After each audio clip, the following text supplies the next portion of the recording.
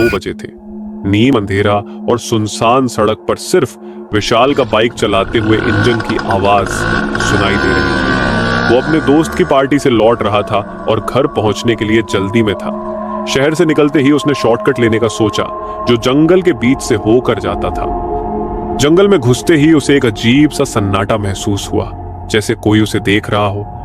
विशाल ने ईयरफोन लगाए हुए थे, लेकिन अजीब बात यह थी कि गाने की आवाज अचानक बंद हो गई। उसने फोन चेक किया, सब कुछ ठीक था, फिर भी आवाज नहीं आ रही थी। उसने सोचा शायद सिग्नल चला गया होगा। तभी कुछ दूर पर उसे सड़क किनारे एक औरत खड़ी दिखी। सफेद साड़ी, बिखरे बाल और चेहरे पर अजीब सा धुंधला सा हाव भाव। विशाल ने पहले उसे नजरअंदाज किया, लेकिन पास आते ही उस औरत ने हाथ बढ़ाकर लिफ्ट मांगने का इशारा किया। विशाल ने बाइक धीमी की और रुक गया। वो घबराया हुआ था, लेकिन औरत की हालत देखकर उसे दया आ गई। क्या हुआ, कहां जाना है? विशाल ने थोड़ा डरते हुए पूछा। औरत ने सिर्फ उसकी ओर देखा, कुछ बोली नहीं।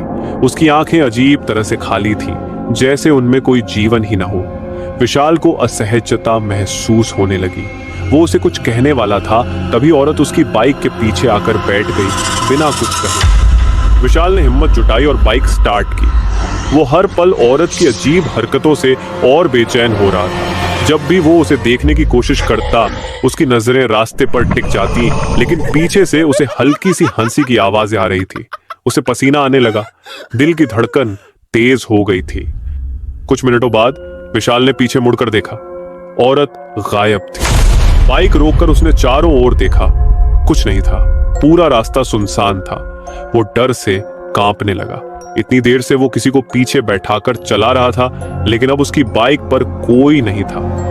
तभी अचानक उसके फोन की स्क्रीन फिर से जल उठी। उसमें एक मैसेज आया था, ध्यान से देख, वो अभी भी तेरे पीछे है।